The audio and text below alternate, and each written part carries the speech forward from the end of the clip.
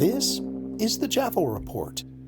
Sometimes the small ways we bend rules become new norms, and we hardly notice how these workarounds shape our world.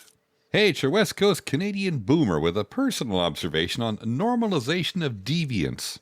After this JAFOreport brought to you by 420guidedmeditation.ca. That's the number 420guidedmeditation.ca. Have you ever noticed how around here we do almost anything to make life a bit easier?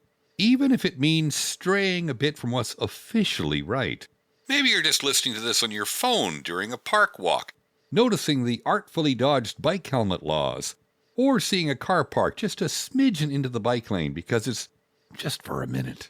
This, my fellow BC dwellers, is a classic case of normalization of deviance.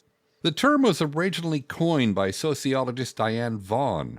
Her landmark book, The Challenger Launch Decision, Risky Technology, Culture, and Deviance at NASA, is the most cited scholarly reference and provides in-depth analysis of the phenomenon.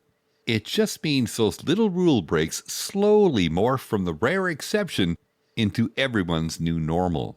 Take recycling as an example. The city asks for rinsed tins and bottles, but have you truly scrubbed every peanut butter jar? Or do you just do a 3-second swirl and hope for the best? The system can handle a little peanut butter residue.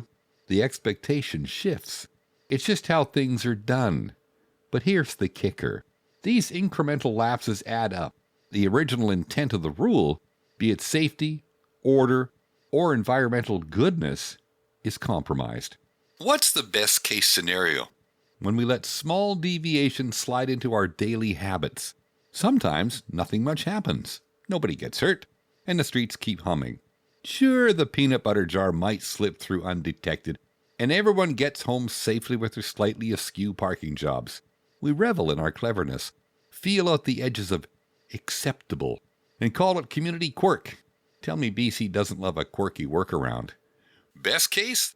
These tiny slides spawn creative solutions, like the above-average number of neighborhood recycle bin vigilantes, self-appointed and ready to educate you with a smile and a pamphlet whenever you cross paths.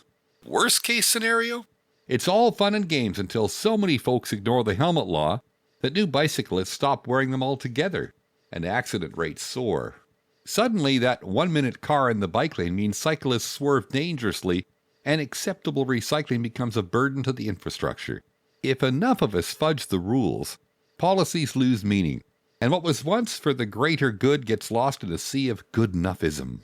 It's all too easy for normalization to breed real risk, especially when the original reasoning behind standards fades from memory or discussion. Get enough boomers, millennials, and Gen Zers bending the rules, and soon we're not just changing the game, we're playing something unrecognizable. We risk swapping thoughtful progress for thoughtless routine. The easy way for the smart way. So next time you feel tempted to skip a step, ask, does this create a better standard, or is it just a more convenient one? The difference is worth a second look. Who am I, you ask? Just another friendly observer. Call me Jafo. The JAFOreport.ca. The JAFOreport is downloadable from wherever you get your podcasts from. That's the JAFOreport.ca. Life can be overwhelming, and sometimes we all need a moment to recharge. I initially discovered guided meditation back in my 40s, but neglected it until my heart attack in my 60s.